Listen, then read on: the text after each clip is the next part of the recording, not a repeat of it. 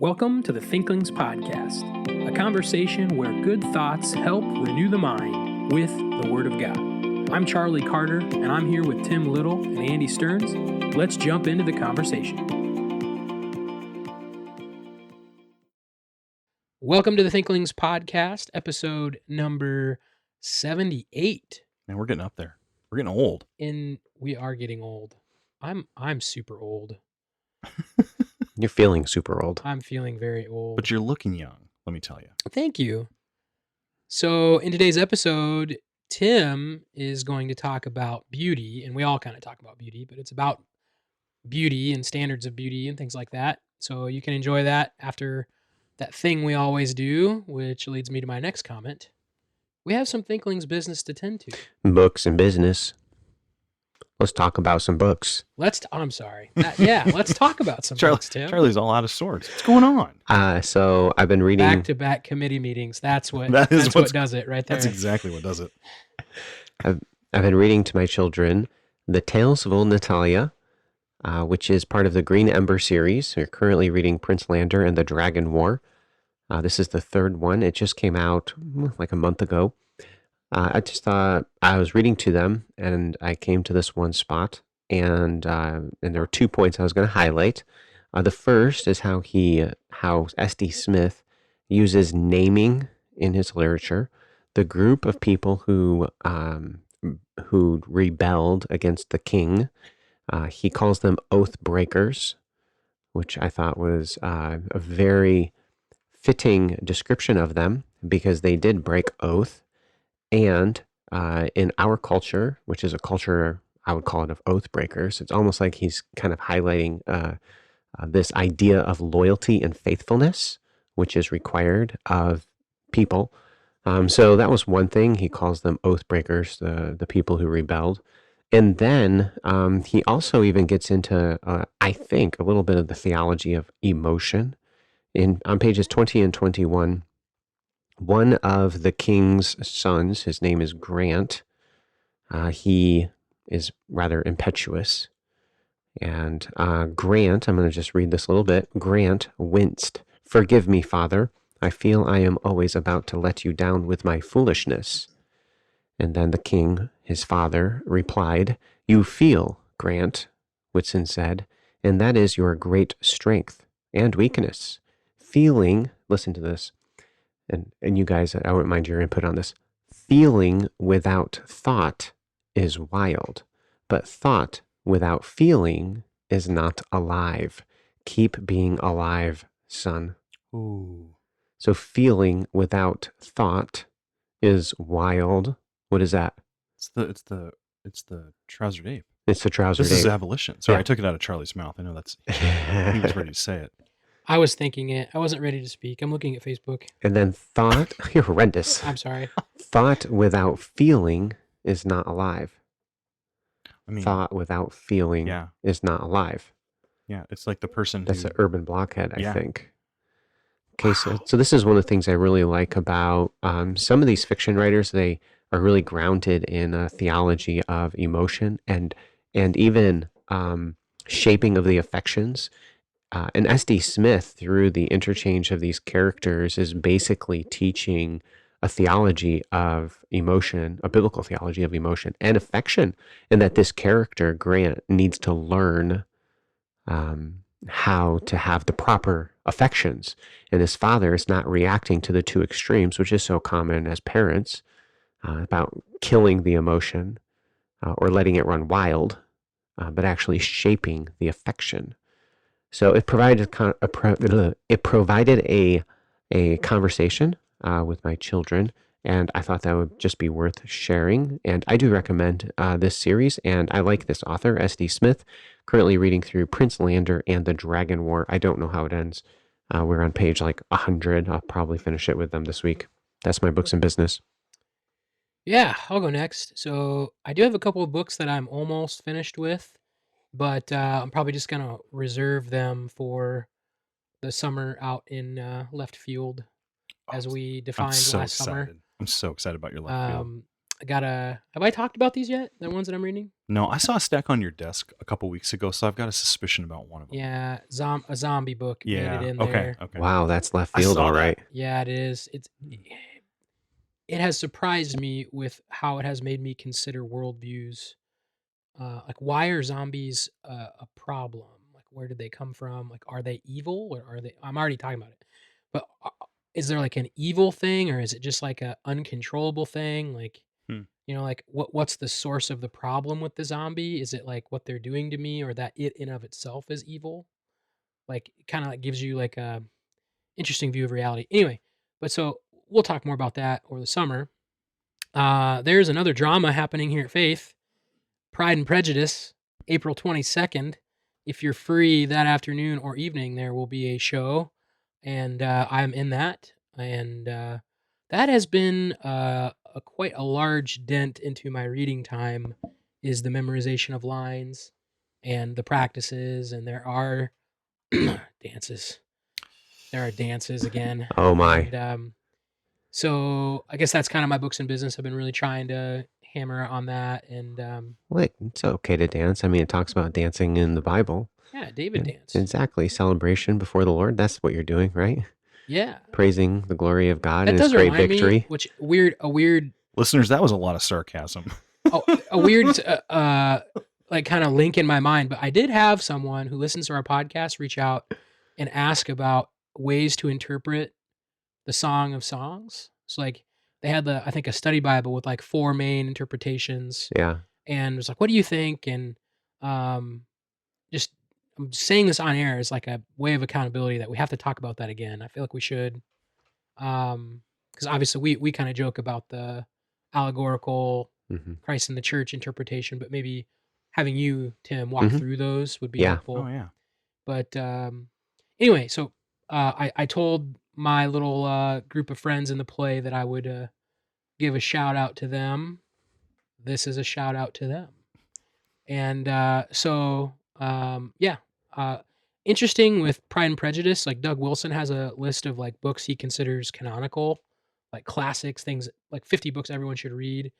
And of the more modern options on those lists, like Lord of the Rings makes it as probably, I think that's probably the most modern is Lord of the Rings by date of publication. But he does have Pride and Prejudice on there as a book that everyone should read. And it's really interesting to think through how feminist is Jane Austen. Maybe that'll be a podcast episode name down the road, because she's definitely bucking status quo of like how relationships in high society England are supposed to happen. And here's a first, like, most people probably didn't even know how to read, but here's a really well-read woman who doesn't want to get married to a lot of guys because they won't make her happy. And eventually, so there's like the underpinnings of like you go single mom laying there. I think they're dormant. But I don't think she's like full on feminist, because what happens at the end of the book? Well, she still does marry the rich cute guy. But it's And Mr. Dark. Oh, never mind. I don't want to skip over I'm people. really disappointed. You just spoiled the whole story for me. it's been out it was published in 1813, so been- they've had 200 years to deal with it. That's quite a spoiler right there. It's been spoiled for quite a while. She does not marry the pastorate of the Church of England, Mr. Collins. So anyway, yeah, so I've been working on that. It isn't. I would say come to the drama if you want to, and then watch it, but then read the book, and then we always talk about authorial intent, and you think through what was Jane Austen's point, like trying to think through what is the point that's being made, and I think it's a good exercise in discernment that it's not just a rom com. It's not meant to be light and funny. It's meant to be. And she originally proposed the book for publication in 1793, which there's something else that really important happened a few decades before 1793, and I'll tie that to my statement. I think she was trying to be revolutionary. I think she was No, it's like trying to be a trendsetter. 5 years before that, there was a big old French thing going on. And I don't think People be losing their one, heads. I don't think people in England around that time were super keen on new ideas. And Definitely not the monarchists. and so it was not published in 1793. She like completely reworked it. It was published in 1813. And so I think part of her intent was to be like a little jostle to the status quo. So anyway, I'd read it, think through authorial intent. It's not just about romance. So it is a thinky book. I think it exalts that a little bit. So especially since the main character is meant to be a thinker. So anyway, that's my books in business today. Well, going back to Tim's book for just a moment, but even the Austin book. So, Abolition of Man, we talked about that for a while back.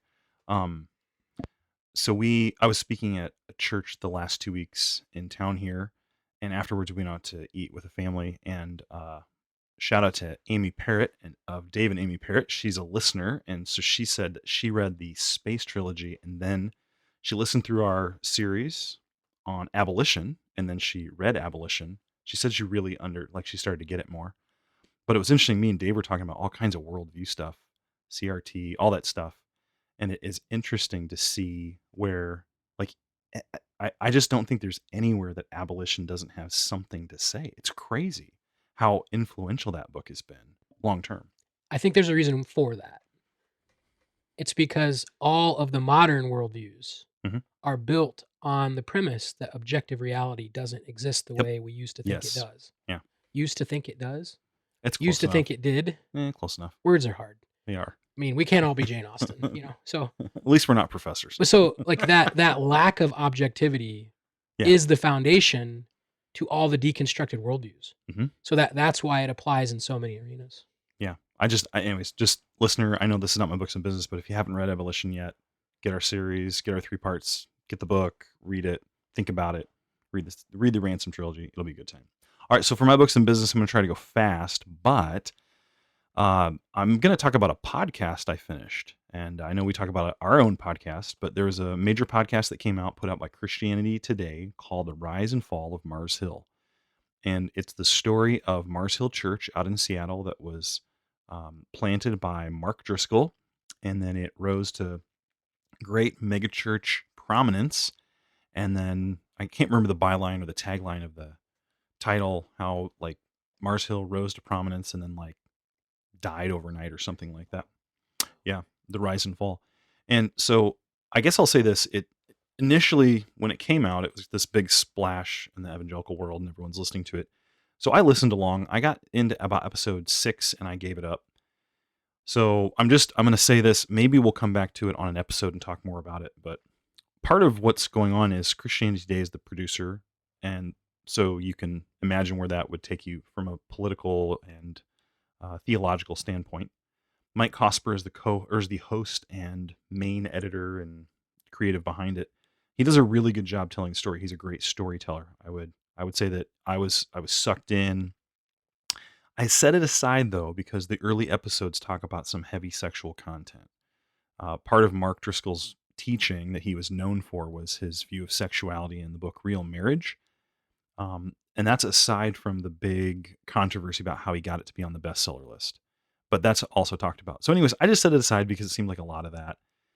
I had lunch with my old best friend from high school, and he said, "Oh no, you got to keep going. They had Josh Harrison the next episode after you quit." And so I picked it back up again about 3 weeks ago.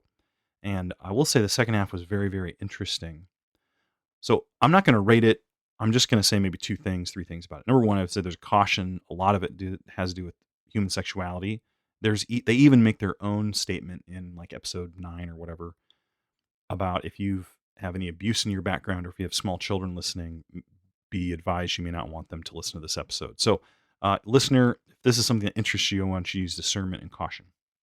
Secondly, it's interesting the theological position behind the podcast.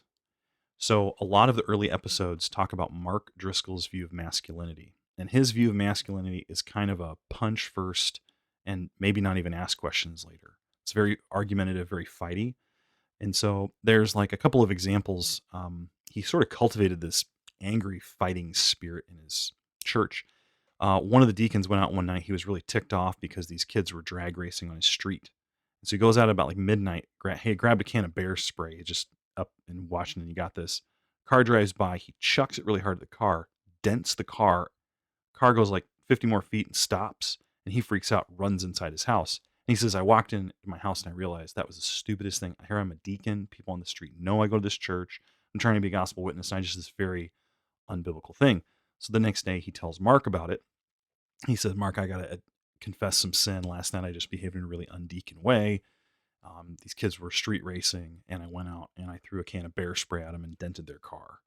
And they haven't come back. I don't know what's going to happen. I live in a rough part of town. And Mark pauses and thinks about it for a moment. And he had fired people for less at this point in his ministry, but this guy was like one of his favored peeps. And he said, I'm not going to say beep, but he said, beep it. Those guys are, and I can't say it's like an effeminate term for these guys. They're not coming back. And he gave him a pass. And it's really interesting. They document this. And this comes to my second point is at first, I didn't know, is this church history or is this gossip? It was a weird thing listening to it. At times it felt very historically minded. So like I'm a historical theology major. I enjoy that stuff, like looking at movements and analyzing it. But there are other times it did have a little bit of a gossipy feel with some of the guests who came on and were airing out their thoughts. Now, I do think there's a place to publicly analyze this because they were so big. So the last thing I'd probably say is that the theological perspective, early on, they talk about complementarianism, and then they talk about Driscoll's view of masculinity, and they tie those things together. And so I would say 1 Timothy 3 is all we need to say you can't be a brawler if you're a pastor. And there's all kinds of turn the other cheek comments in the New Testament. But they sort of latch on to Driscoll's version of masculinity and then say it's almost, they don't say this, but it's almost like they paint complementarianism as the problem. And I would say that's a false equivalence. But I'm not surprised because this is Christianity Today. Mike Cosper is a former megachurch pastor who left. It sounded like he got hurt in the process. And personally, I want to watch Cosper in the next 5 to 10 years. I'd like to see where he theologically lands. At the very end, they talked about this Quest church that took over Mars's campus in one of these places in Seattle. And he said this church has picked up what Mars Hill was doing and carried it forward, granted from a theologically more progressive perspective, but they're doing the work of, and he sort of talked about it in an okay way. Quest Church, when I looked them up, they're openly egalitarian in all their positions, and they're openly affirming of LGBT lifestyles, and they explicitly say at every level, parentheses, including pastorate. So to me, if I'm an editor, I'm going to speak a certain way about that on my podcast, and he didn't. So I got some suspicions. That's all I would say. So overall, I would like to see if, like if you took all this data, this research, I'd like to give it to, like, what would it have been like if like someone like John MacArthur had the data and then produced a podcast? What would the viewpoint and the analysis look like? Or like a Vodi Bakum, or I can't even think of like someone like us. Like, I'd be really curious. Give that data to someone else and then let them analyze it. And I'd like to see the two podcasts side by side. So that's my books and business. And maybe we'll come back and talk about it in the future. Like Doug Wilson, let him analyze Wilson it. would be fascinating because I think he tried to help Driscoll at points. So we're going to talk about beauty. When we're talking about beauty, we are talking about external beauty, not internal beauty. Internal beauty is more important. Internal beauty refers to virtue. And but how do we handle like this external appearance of people and the external beauty that's around us? The common maxim is beauty is in the eye of the beholder. This statement, I'm going to talk about it and basically argue that it's an unbiblical concept.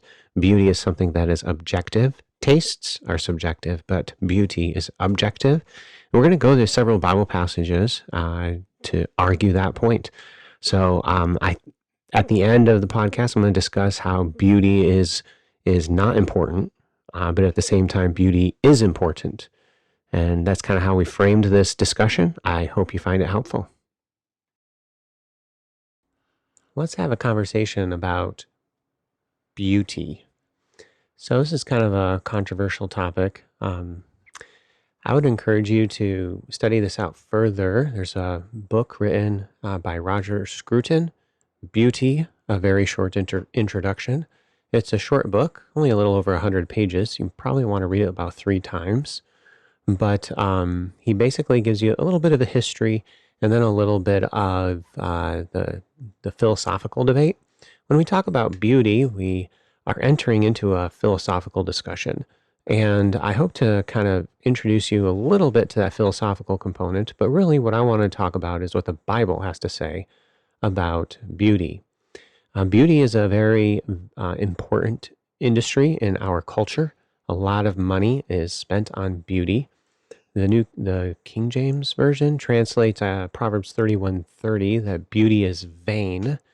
But many people, depending on your definition of vain, would say that beauty is not vain. It's actually rather powerful. In fact, we see the power of beauty throughout the scriptures, particularly the wisdom literature as well. So when we think about beauty and we think of what draws us to specific things, so why are we drawn to beauty?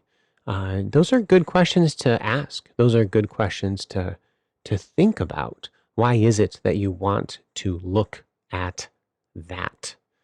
And then if you're drawn to something specific, for some reason, even if you may not be able to define it, what is up with this modern maxim, beauty is in the eye of the beholder?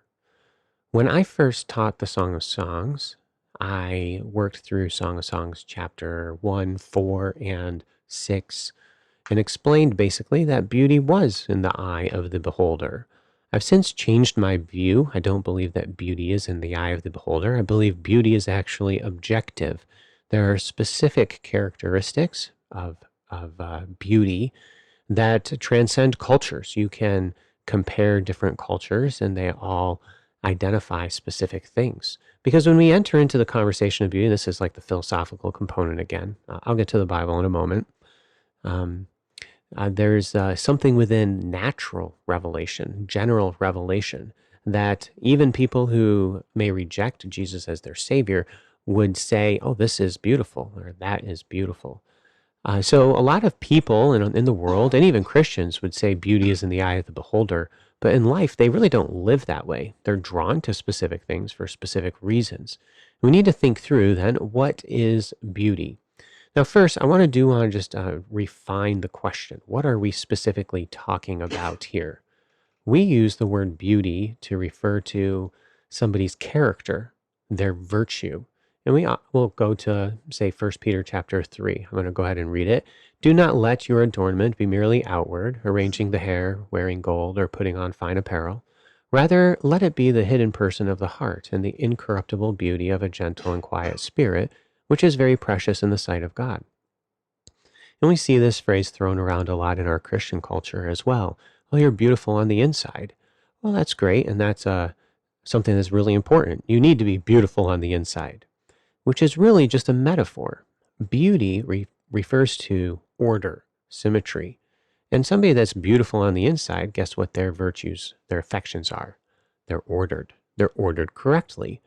And so I don't have a problem saying and referring to beauty in this metaphorical way, but the metaphorical meaning of beauty, beautiful on the inside, is built upon a physical ordering, a physical definition of beauty. So let's look at scripture, and we're going to focus not on this internal ordering, this internal beauty. Our conversation is going to be external beauty. And we're going to learn and see what even the Song of Songs has to teach us about external beauty. The Song of Songs is the book of the Bible that talks about beauty the most. If you're a little uncomfortable, oh, is this going to be an explicit podcast or something? No, it's not at all. Okay. So, in fact, I think this is a very liberating concept. If you are single, if you're a single young lady, if you're a single young man, or if you're married, thinking through what beauty is can, I think, be very liberating and help you to enjoy God's good gifts. So Song of Songs, chapter 1, verses 5 and 6. I'm going to read those. I am dark but lovely, O daughters of Jerusalem, like the tents of Kedar, like the curtains of Solomon. Do not look upon me because I am dark, because the sun has tanned me. My mother's sons were angry with me. They made me the keeper of the vineyards, but my own vineyard I have not kept. So this woman speaks, and she states, I am dark. And the word there for dark is not really dark. It's literally black. She states, I am black but lovely. And some commentators, because of the statement, believe that the woman is of African descent and that she is black. But that's not the case, because in verse 6, she explains the source of her blackness. Do not look upon me because I am black, because the sun has tanned me. You see, she's not really black, but she's been outside in the sun a lot, and being outside in the sun has darkened her complexion. Our culture kind of values the dark skin, but most cultures, and even still today, some cultures like China, they still value the lighter skin because it is a statement of wealth, of prosperity. The poorer classes have to be outside and work. The fairer individuals are not outside, they're inside, outside of the sun, and thus they have a fairer complexion. The woman here in Song 1, 5, and 6 is not happy about the way that she looks. In fact, she states she's been a keeper of the vineyards. She has had to be outside where her beauty has marred her. And as a result, she states in the next line, my own vineyard. Okay, so she turns from talking from a literal vineyard to a metaphorical vineyard, her body. She has not been able to keep it. She's not been able to attend to it. So she does not look beautiful. This is a common issue, not only today, but in days gone past, where women would be discontent with their beauty, and furthermore, they would exaggerate perceived imperfections. The woman here states that she's black, but she's not black. She's dark. And so the song then resolves this. And in verses 5 through 11, which we're going to look at in a little bit, gives some advice on how to work through flaws or perceived flaws, and to think through beauty biblically. But before we do that, I want to just first work on a definition of beauty. What is beautiful?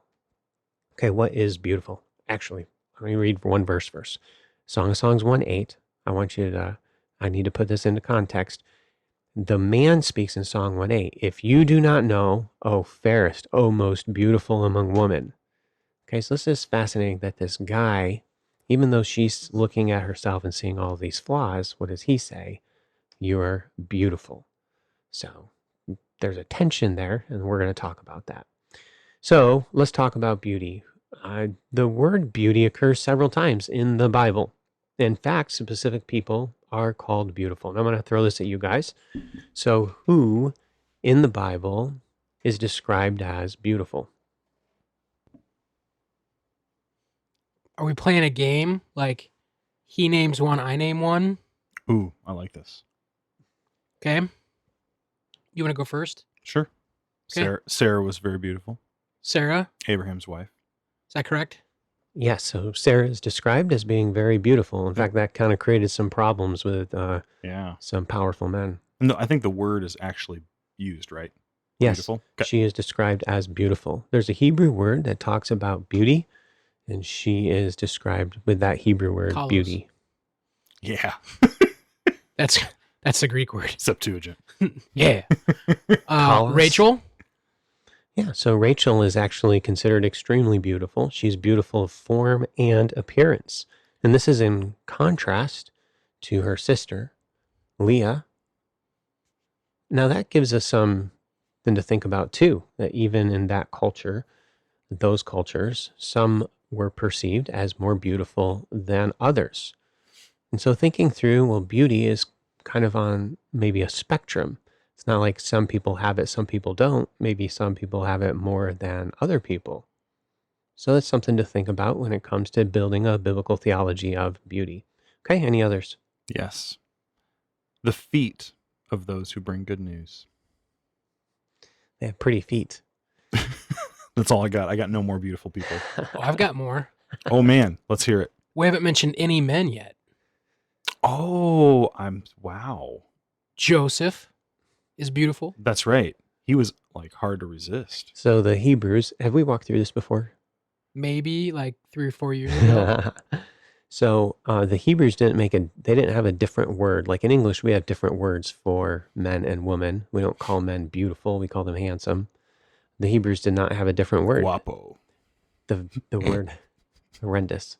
The word for beautiful could refer to a man or a woman, and Joseph is described as being a beautiful man. David, And David is described as being a beautiful man. Absalom. Mm-hmm. Oh yeah, his hair. He'd just die for his hair. He dyed his hair. Isn't Moses called beautiful too? The word beautiful Humble. is not used for him, Humble. but he is called good, Okay. which is, this is where we want to be careful of not committing a word study fallacy. Other words besides Harold this word, Honer, may he rest in peace. other words are used to describe beauty. In fact, you have God being referred to, this beauty of holiness and this glory. Those are all actually different words. The word that I've really focused the study on is the characteristic of the external appearance of this beauty, and it refers to men. It refers to specific men, specific women, and even specific livestock.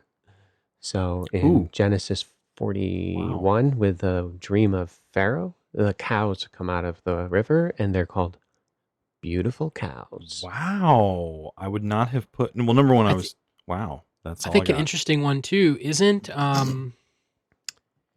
one of the future leaders, like in Ezekiel, as he's prophesying, he's talking about someone who's really beautiful, right? I don't remember.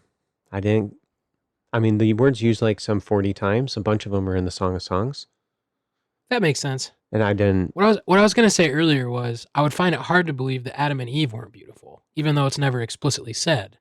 God like looks at everything and it's good, but it's not beautiful.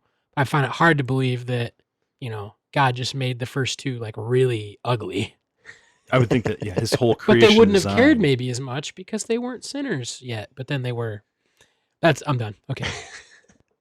So this is again coming back to that word study fallacy and thinking through the words good. Is good a description of beauty?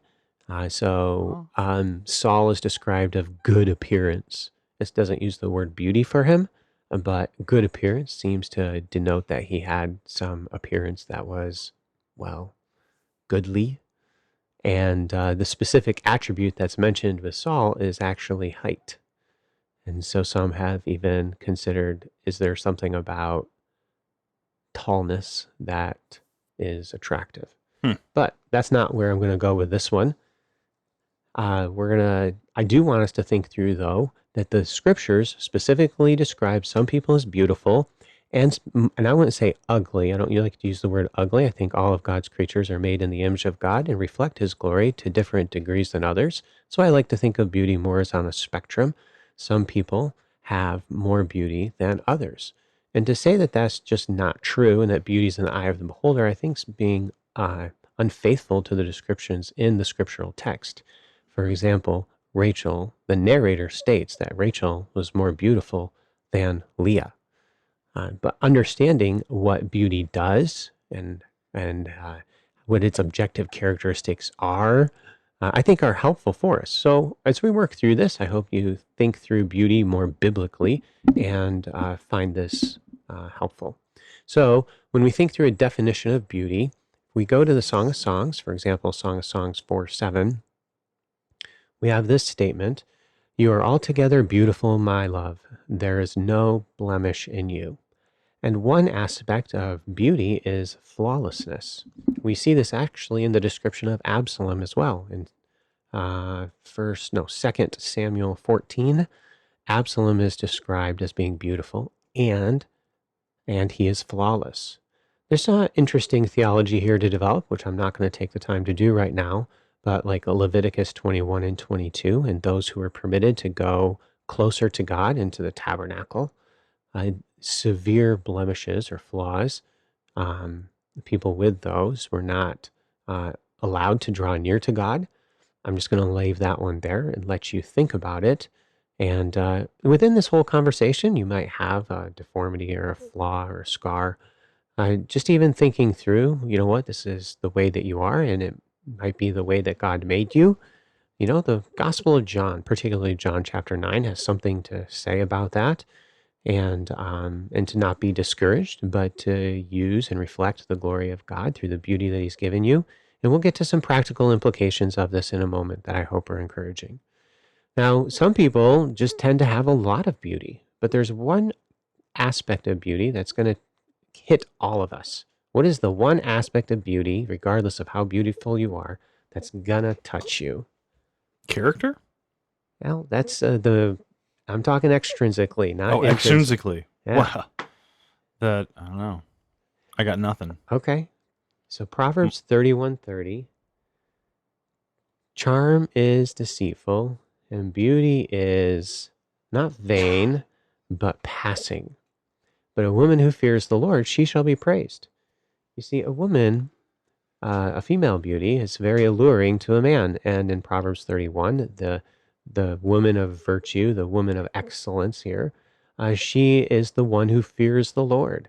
Too often, young men base decisions for marriage or dating upon charm or beauty. But the description of beauty, and this is something for us to think through, is if we're going to develop a biblical theology of beauty, that beauty passes, it doesn't last. And so this is that one aspect of beauty that connects to every individual. You may be beautiful now. Well, just give it some time. It'll pass. So you just said you hope this is encouraging. Then you said that. It is encouraging. It will be encouraging. All right. Well, and then connected to this are old people beautiful? This is where all people reflect the image of God and possess beauty, but beauty being a spectrum, and that some people reflect that beauty more or at different times in their lives than at other times. The pinnacle of beauty is the days of one's youth.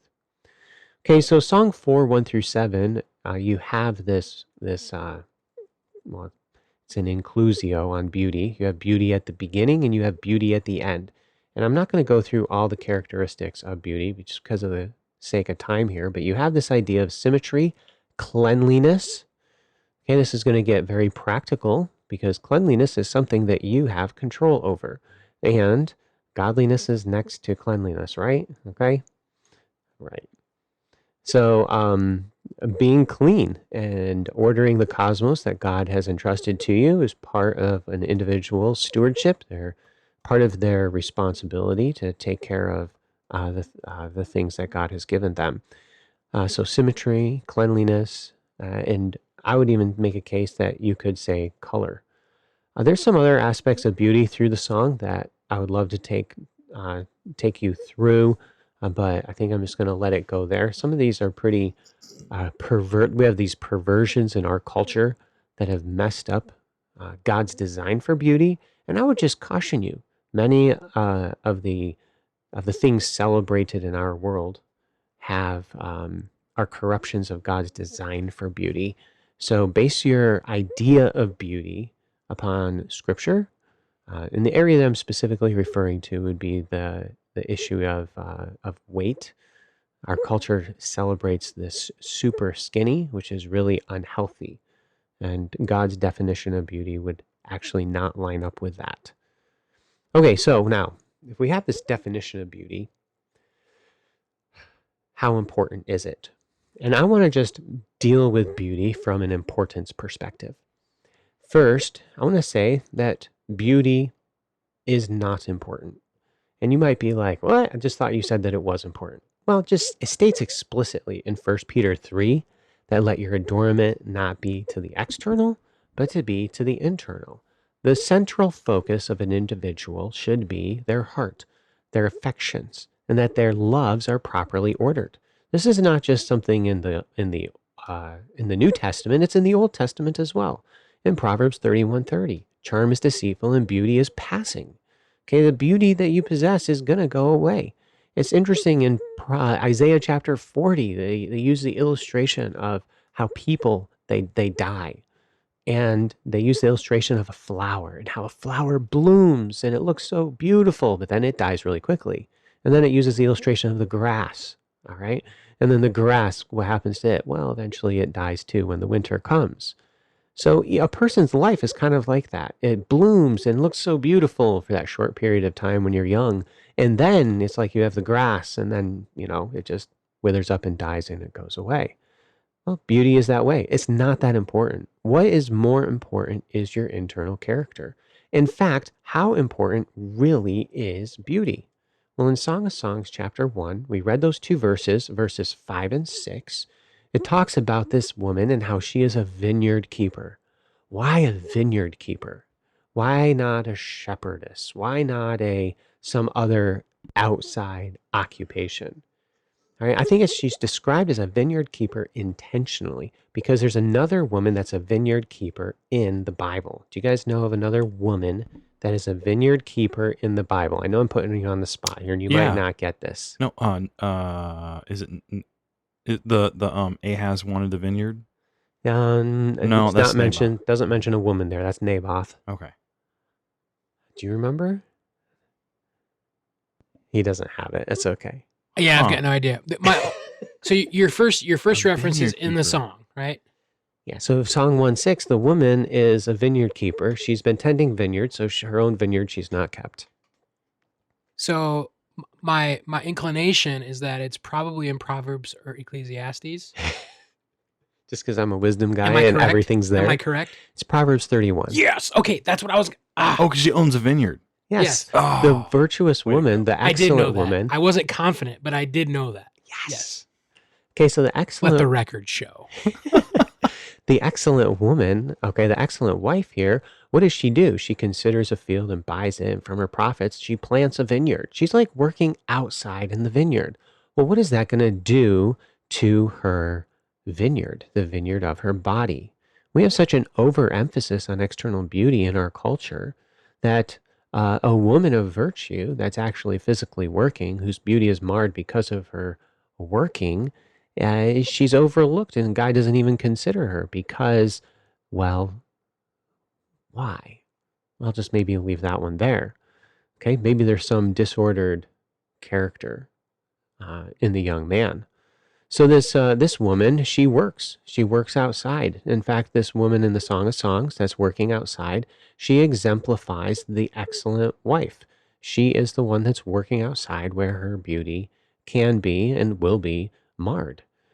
Working, I think of the story of Ruth. Ruth is outside working with the stalks of grain, and to think through what that does to an individual's body after a while in sustained use, with the building up of calluses on the hands, the leathering of the skin, especially in their culture. And so beauty, we need to understand, is really not that important. The virtuous woman, the excellent wife of Proverbs 31, was a woman who worked. And this is a good thing. This is metaphorically beautiful.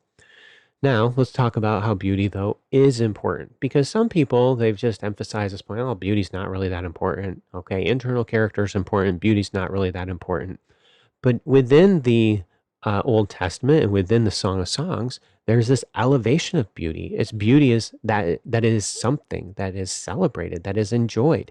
Even in the Song of Songs, we had this woman whose husband says that she's the most beautiful among women. He's attracted to her. He finds her beautiful.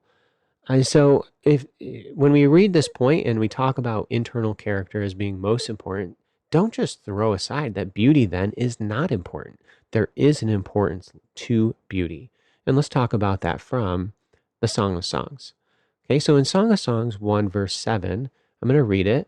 Tell me, O you whom I love, where you feed your flock, where you make it rest at noon. For why should I be as one who veils herself by the flocks of her companions? So the woman is speaking here again, and she's setting up a rendezvous with her husband, and she as a shepherdess, and he as a shepherdess, or shepherd. You have them occupying from a socioeconomic level. They're like the poorest people in the land. They're the shepherds. But even as shepherds, he responds to her, if you do not know, O most beautiful among women. So beauty is something that's not enjoyed simply by the people who have lots of money, who are very rich, who can use their wealth to enhance their beauty. Even people who are at a lower socioeconomic scale can enjoy beauty. And learning about how to do that would be another point for just a little bit. Okay, now let's keep going. It's not just the shepherds, but also in verses 9 through 11, continuing in the Song of Songs, I've compared you, my love, to my filly among Pharaoh's chariots. Okay, that's a little weird. We'll come back to that one. But verse 10, your cheeks are lovely with ornaments, your neck with chains of gold. Why is she wearing a necklace? Why does she have ornaments on her cheeks? And then verse 11, let us make you ornaments of gold with studs of silver. So she has adorned her beauty, and they're making additional adornments because a guy likes to look at a pretty wife. And so what is the theological message here? Well, that beauty is important. It is not important in that the ordering of loves, beauty is not more important than internal beauty. You need to be a virtuous individual. That is most important. But adorning the body to please one's spouse is actually an act of loving service to them. And we see that in Song 1, 9 through 11. Song 1, 9 through 11 paints a very different scene from the shepherd and shepherdess.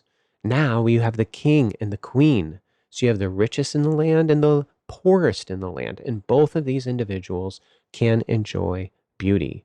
And speaking of beauty, and that beauty can be adorned, they are creating jewelry by which adorns her beauty. So there's nothing wrong with a woman putting on makeup or to put on jewelry. I would contend that heart desires need to be analyzed. And often the best person to help you analyze those heart desires is somebody other than yourself.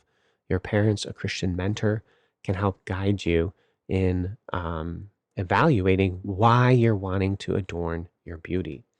Okay, now I want to go back to verse 9 because this gets back to the way that beauty has an effect upon us. In verse 9, we had this weird horse analogy. I have compared you, my love, to my filly among Pharaoh's chariots. Now, a filly is a female horse. And generally, guys, just a quick tip for you, probably don't go trying to flatter some young lady or husbands, your wives, by telling her that she's a female horse. It's probably not going to go so well. But in that culture is actually a very, endearing compliment, one might say. And it's a description of beauty and what it does. So what's going on here? Okay, Pharaoh's chariots. What kind of a horse pulls a chariot?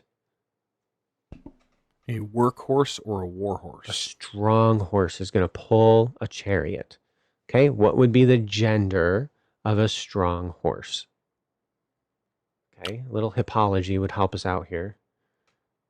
It'd be the male horses. They're bigger and they're stronger. So a Pharaoh's chariot is generally going to be pulled by Pharaoh's stallions. Okay, now a little hippology would really help here. But if you brought a mare alongside or near Pharaoh's stallions pulling his chariot, what you get is a big mess. In fact, in a battle tactic in days gone past is that they would send a mare in heat into the battlefield to make a mess of the chariots and the horses of the enemy. So that's actually the description of what her beauty does to him in verse 9, is that it excites him. And this is something that we need to think through when we think through beauty and the effect that beauty has on a young man, particularly in a married relationship, and why adorning oneself is actually an act of love and service to one's spouse. So beauty is not important. Okay, the internal ordering of the heart, that is what's most important. But at the same time, beauty is important in that God has created you and given you beauty, and it is your responsibility to be a good steward of that beauty for God's glory, and especially in a married relationship, to serve one's spouse. Okay, what do you guys think about that?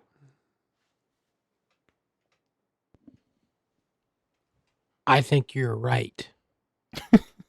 Charlie, that's my favorite response you give. Andy, what do you think? I think he's right too. I think it's provocative that you say it both doesn't matter and it does matter. And I liked the way you distinguished that, because the not mattering part, you literally have Proverbs 31 saying that beauty is fleeting. So I thought that was helpful, because I do think we fall off the ditch in one of two directions here, where it's either it completely matters, and so you got to hit this certain level of standard of perfection or whatever, or the other one where like, yeah, it doesn't really matter at all and just ignore it. So I like the way you tried to shoot that carefully, and I thought that was very helpful. Uh, I'm struggling to find the words to articulate what I'm going to try and say. Like, I think beauty is obviously it's beautiful. Like, it's a good thing. Best statement of the day: beauty is beautiful. But where it becomes a problem is kind of what we talked about in another episode, which I don't know if this will air before it or not, but where being brought under its power would be a Mm. problem. Mm-hmm. And I think then the issue of lust, where something that is good and beautiful, beauty, the reason I want it so bad is not for its own beauty's sake, but for what it gives me. Mm-hmm. So it's a very self-gratifying lens to look at beauty. Like, beauty is something that I get to spend on my own pleasure. Mm-hmm. So the consumption of beauty. Yeah. And I think that would be where you get into danger territory, like the thin ice, like you're not changing what beauty is, but where beauty could be harmful Mm-hmm.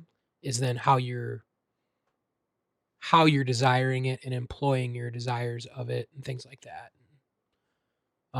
Anyway, yeah, I don't know, just a couple thoughts floating in my mind. Yeah, no, those are really good thoughts. And then just as a quick application or implication of this in this conversation, each individual has beauty, and there's always somebody that's more beautiful. And so the principle, particularly for married couples, is to enjoy the beauty that God has given you and to be content with it. Contentment is a major component of the message of the Song of Songs, to enjoy God's gift, his gift of beauty, and be content with the beauty that God has given you. So there would be an additional application of this study. I was just going to go back to what you said earlier. You were talking about, is there an objective standard to beauty? And I did like that you point. This is probably too much at the end of the podcast to drop, but it might be interesting to talk about objectivity sometime. I do think that postmodernism and extreme personal, like deciding what is going on in your life, like you decide what's right and wrong, is sort of cast that beauty's in the eye of the beholder. It was interesting in apologetics. We have this one person's testimony we read who was an atheist, and part of why she started to question her atheism is because of beauty. Mm-hmm. So she said this. She said it's a universal human experience to appreciate beauty, and this leads to the consideration of whether beauty might be in fact objectively real, not solely in the eye of the beholder. And if so, whether there are other transcendent values beyond beauty, like truth and goodness. To be sure, there are cultural variations in what people describe as beautiful, but these variations are minor compared to the fundamental shared experiences. Not all cultures respond in the Western romantic way to a landscape as an experience of the sublime, but it is difficult to imagine a culture where the typical response to seeing a sunset was, "That's ugly. I wish the sky wouldn't turn those weird colors." Or conversely, although people may be accustomed to living in poor sanitary conditions, I can't imagine someone saying, "Our house will be made much more beautiful by throwing trash on the floor." And this idea of beauty was really a challenge to her as a subjectivist. So I just thought that was an interesting parallel. Yes. So Roger Scruton has done some study and how there's a connection between the maxim beauty is in the eye of the beholder with philosophical and moral relativism. It's all relative, so you can define beauty in any way that you want. Now, Nancy Pearcey has written Saving Leonardo, in which she draws a connection between beauty, objective beauty, and this moral relativism as well. And then just one other connection there. Oh man. Oh, it was really important. Well, while you think about that, I'll just say, like, this is a conversation for another time. It's like, if beauty is objective, Oh. and we have all these different forms of art, here's a future conversation. How do I know if my tastes are good tastes? Right, that's where I was going with it. Yep. Oh, really? In the quote, That's great. in the quote that he had there, the author made a distinction between beauty and taste. Okay, Yeah. so tastes can be subjective, whereas beauty refers to overarching principles that transcend cultures. So Roger Scruton has a section in there distinguishing beauty, objective beauty from subjective tastes, and that is another element to this conversation. What's interesting is, it's like an art form like music can easily transcend language barriers, but written forms of art cannot. So, like, something that we as an English reader or speaker think is a beautiful poem would not be a beautiful poem to someone who can't read it. But the ideas that are being exalted would be considered good and true and beautiful regardless of language. Mhm. But so, what does it say about me if there's something that everybody else thinks is a classic work and I don't like it? Like, it, like, doesn't, like, what Mhm. does that reveal something about my character? Or maybe your tastes are a little bit off. Yeah, and I just think that's an interesting conversation to have. But Good Unless stuff. the myth of progress is true, and then that means everyone before you just wasn't as progressed as you. Oh, yes, horrendous. that is exactly where I was going with that. I am the most progressed man. No, that's definitely not true. The Ur-Man. Whatever we want to call it. Isn't it the Ur-Man or whatever in Abolition or Space Trilogy? The Unman. Unman. The The Unman. Unman. Man. Sorry, anyway. Let's not get talking about the Space Trilogy again. That's a dangerous thing. Oh, come on. Are we done? I'm We're done. done. Thank you for listening to this episode of the Thinklings podcast.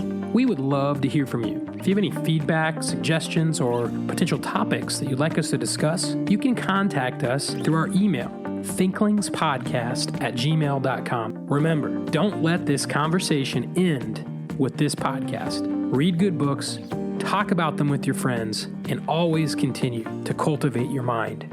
See you next time on the Thinklings podcast.